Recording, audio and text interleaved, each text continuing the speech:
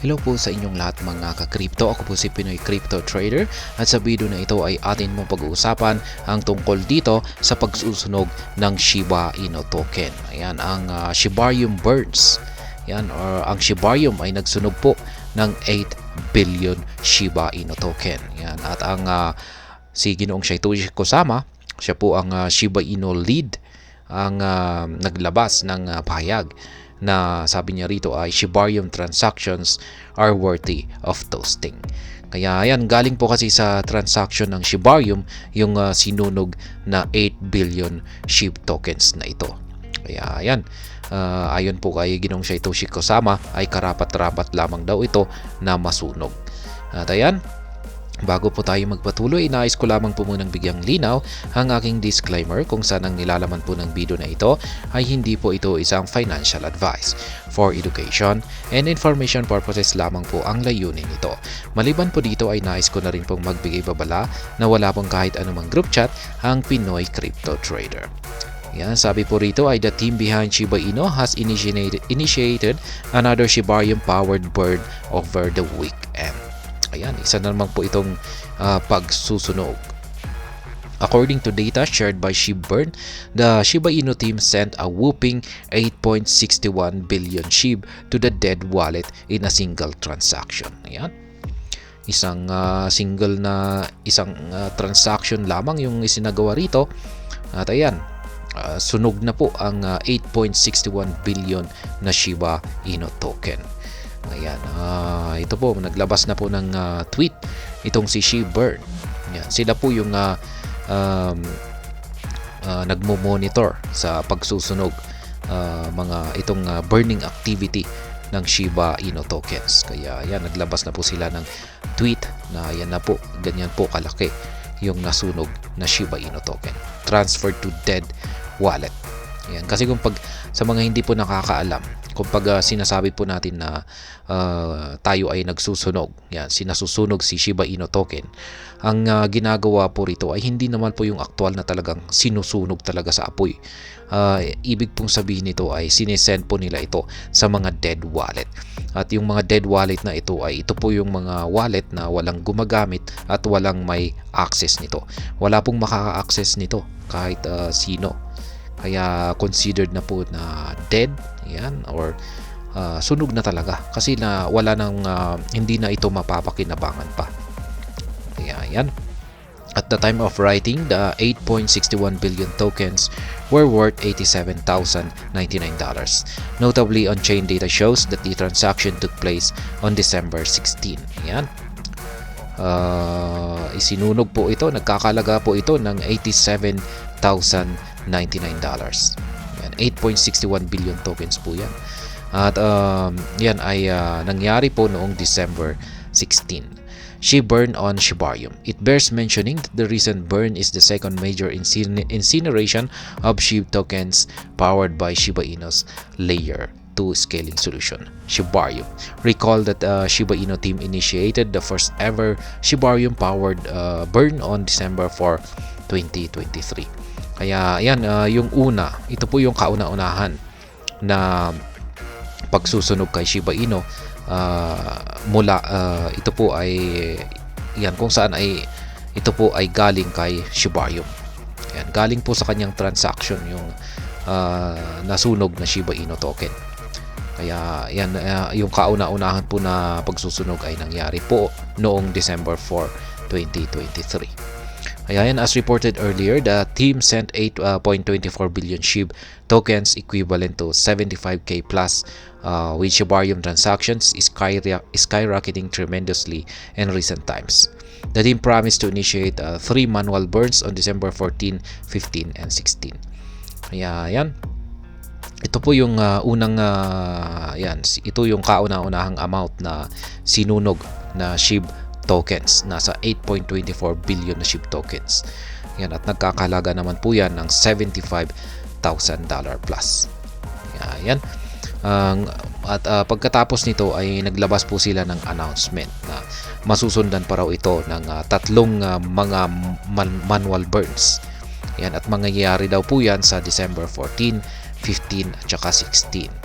Ngunit ang nangyari po rito ay nagkaroon ng delay. Hindi po natuloy yung 14 at saka 15. Yan, marami pong na-frustrate dito. Yan, at na-dismaya.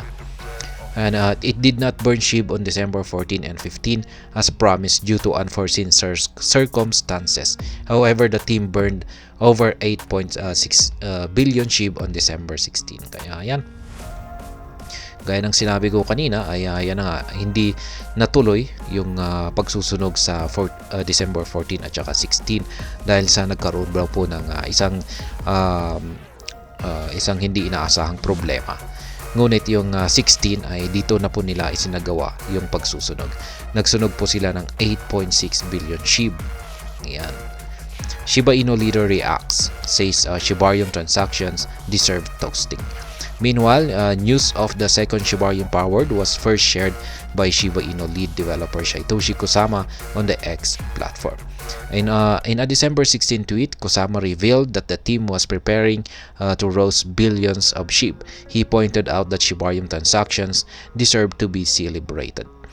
For context, Shibarium has continued to record widespread adoption as the total transaction count has reached an astounding 132.86 million in just 4 months. Kaya yan. Yan po ang performance naman ni Shibarium. Nagpapakita lamang po talaga na tuloy-tuloy lamang po yung paglago nito.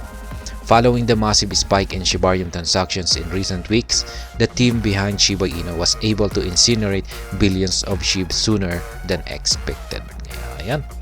Laki po talaga ng nasunog ng Shiba Inu team. Ayan.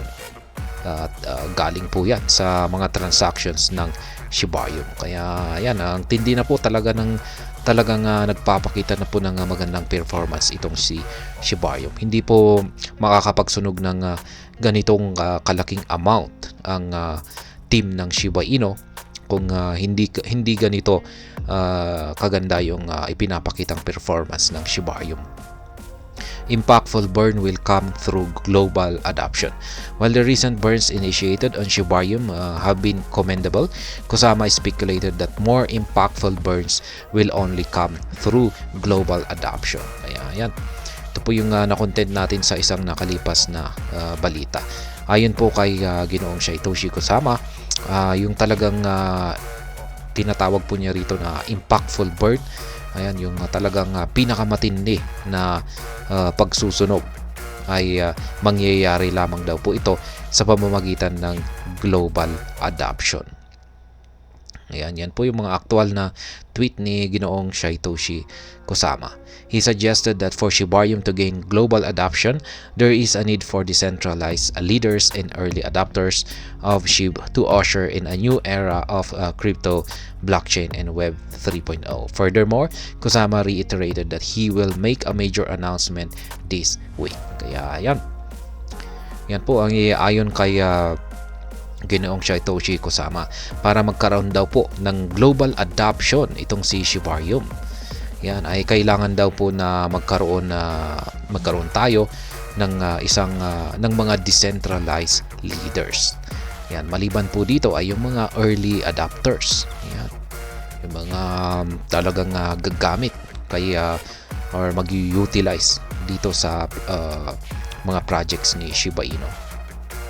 Kaya ayan yan sila yung gagamit dito sa mga yan, mag-i-invest sila sa mga crypto. Yan, mag-i-invest po sila dito kay SHIB sa mga SHIB ecosystem tokens. Yan, sila yung gagamit sa blockchain. Ayan, at saka yung Web 3.0. Yan, maliban po rito ay ayon po kay Ginoong Satoshi Kusama ay meron po siyang ilalabas na isang malaking major announcement dito sa susunod na linggo. Kaya ayan, marami pong nag-aabang nito kung ano ba yung napakalaking announcement na ito na ilalabas ni Ginoong Satoshi Kusama. Isa na naman po ito sa mga kaabang-abang. Ayan, inaabangan ng buong SHIB Army kung ano ba itong major announcement niya sa yan, susunod na yan, paparating na linggo na ito. At ayan, hanggang dito na lamang po tayo sa video na ito. Sana po ay inyong nagustuhan ang aking paliwanag dito. Kung inyo po itong nagustuhan ay pakiclick lamang po ang like button nito. Para naman po sa mga bago lamang dito, kaya po ay aking inaanyayahan para mag-subscribe. Pakiclick na rin po ang bell icon nito dahil ito po ang siyang magsisilbing notification nito sa mga bago kong videos na akin pong ina-upload sa aking YouTube channel na ito. Marami pong salamat sa panunood, ingat po tayo lagi at God bless po sa ating lahat.